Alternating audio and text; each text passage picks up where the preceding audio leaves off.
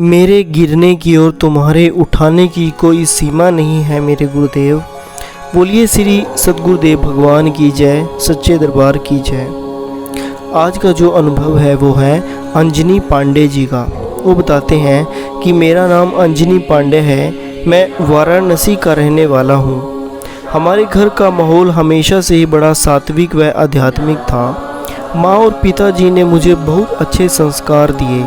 पिताजी रामायण और गीता पढ़कर हमें सुनाया करते थे। खान पान और अन्य ज़रूरतों के सभी साधन घर में उपलब्ध थे। एक मध्यम वर्गीय खुशहाल परिवार था हमारा। मैंने अपनी पढ़ाई केंद्रीय विद्यालय बनारस हिंदू यूनिवर्सिटी से की। +2 में मैंने इंजीनियरिंग की तैयारी की। फिर प्रवेश परीक्षा एंट्रेंस दिया, पर मेरा नंबर ITI इंजीनियरिंग में नहीं आया। मैं मायूस हुआ पर हिम्मत न हारा। अगले साल मैंने फिर से तैयारी की, पर दोबारा IIT में सिलेक्शन ही नहीं हुआ। लेकिन मुझ पर तो जैसे IIT से ही इंजीनियरिंग करने का जुनून सवार था। इसलिए मैंने अगले 2 साल और इसी की बलि चढ़ा दिए। अब मेरा जीवन के 4 साल बेकार हो चुके थे। मेरे पिताजी ने मुझे समझाया, देखो बेटा, तुम्हें इंजीनियर बनना है ना, तो फिर किसी दूसरे कॉलेज से इंजीनियरिंग कर लो। IIT का ख्याल मन से निकाल दो। तुम पहले ही ज़िंदगी के 4 साल पीछे हो चुके हो और अब समय और मत गवाओ। पिता के समझाने पर मैंने नोएडा के एक इंजीनियरिंग कॉलेज में दाखिला ले लिया। यूँ तो जीवन राह पर चलते हुए हर पल एक नए मोड़ आते गए, लेकिन यह एक ऐसा भयंकर मोड़ आया जिसने मेरी ज़िंदगी को ही उलट पुलट कर रख दिया। इस मोड़ पर मैंने इतने झटके खाए कि मैं संभल ही ना सका, गिरता और गिरता ही चला गया। दरअसल जब मैंने इस कॉलेज में एडमिशन लिया तो मैं खुश नहीं था, एक मानसिक तनाव से गुजर रहा था। मुझे डिप्रेशन था कि मैंने कंपटीशन टेस्ट में भी 4 साल बर्बाद कर दिए। पर इस डिप्रेशन से निकलने के लिए मैंने अपने आप के सामने एक उद्देश्य रखा। उद्देश्य था पहले सेमेस्टर में टॉप करने का, सबसे ज़्यादा अंक प्राप्त करने का, पर किस्मत ने फिर साथ नहीं दिया। मुझे संभलने का मौका मिल गया होता अगर मेरा यह लक्ष्य मुझे हासिल हो गया होता, लेकिन नहीं। अब तो शायद टूटने और बिखरने का दौर चल पड़ा था। मैं टॉप करना तो दूर, 2 विषयों में पास तक नहीं हो पाया। इससे मुझे बहुत गहरा आघात लगा। मेरी आशीर्वादी सोच की मौत हो गई और जन्म हुआ एक निराशावादी व्यक्तित्व का। अब तो मुझे हर चीज़ गलत और बेमायने की लगने लगी। कुछ भी करने या पाने की इच्छा ही नहीं होती थी। कानों में बस यही शब्द गूंजते, तेरी किस्मत ही खराब है। तू चाहे कितना ही हाथ पैर मार ले, तुझे कुछ नहीं मिलने वाला। और इस सोच के चलते मैंने अपने आप को बिल्कुल ढीला छोड़ दिया, सारे प्रयास बंद कर दिए। और यह इस संसार की सच्चाई है, बेशक कड़वी हो, कि जब कोई गिर रहा हो तो उसे उठाने के लिए किसी का हाथ नहीं बढ़ता। पर हाँ, ऐसे लोग ज़रूर मिल जाते हैं जो खुद काफ़ी नीचे गिरे हुए हैं और हमारी टांगें पकड़कर हमें भी अपनी ओर खींचते हैं। मुझे भी लोगों ने तेज़ी से नीचे की ओर खींचा। मेरे एक दोस्त ने एक दिन मुझे सिगरेट देते हुए कहा, गम भूलना चाहता है, खुश होना चाहता है तो शॉर्टकट अपना।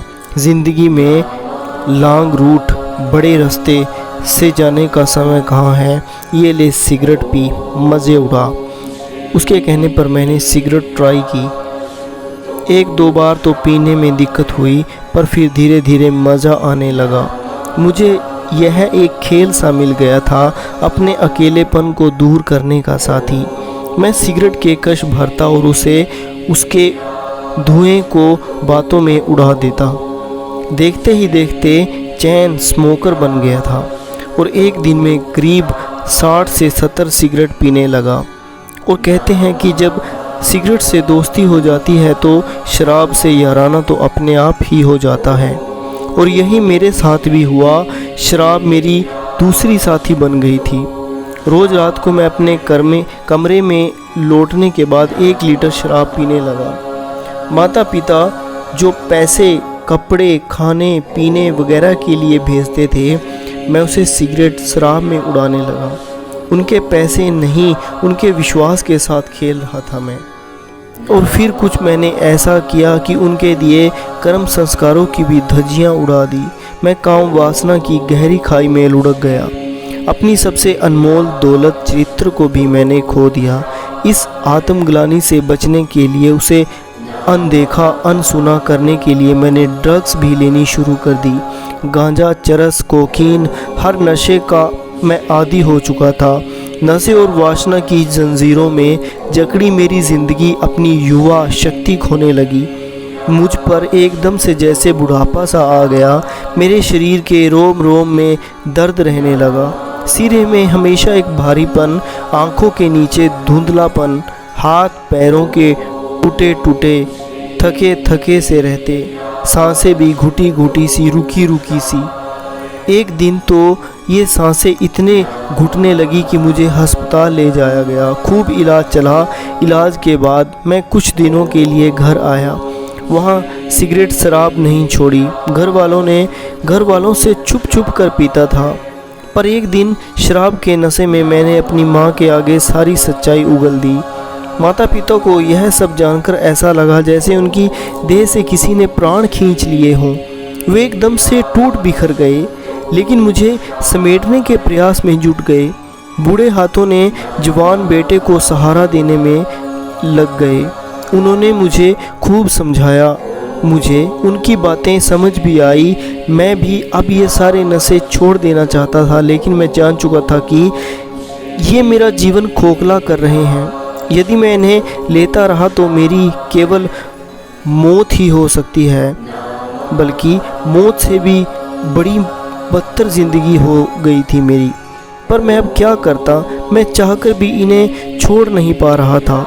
इन नशों की मुझे ऐसी आदत हो गई थी जैसे इंसान को सांस की होती है। यदि व्यक्ति को कुछ देर सांस ना दी जाए तो वह छटपटाने लगता है। वैसे ही इन नशों को किए बिना मेरा दम घुटने लगा था।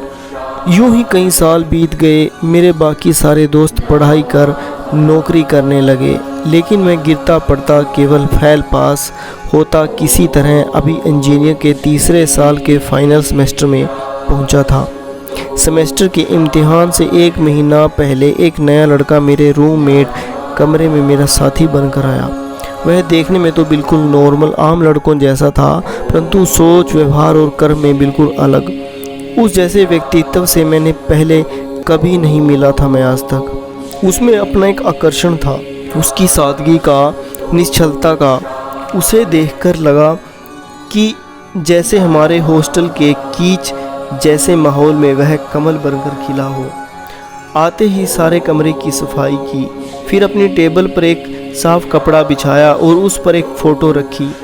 फ़ोटो भी कोई साधारण नहीं थी, उनके या उनके परिवार वालों की नहीं थी, किसी ऐसे की थी जिसमें व्यक्ति होते हुए भी ईश्वरीय आकर्षण था।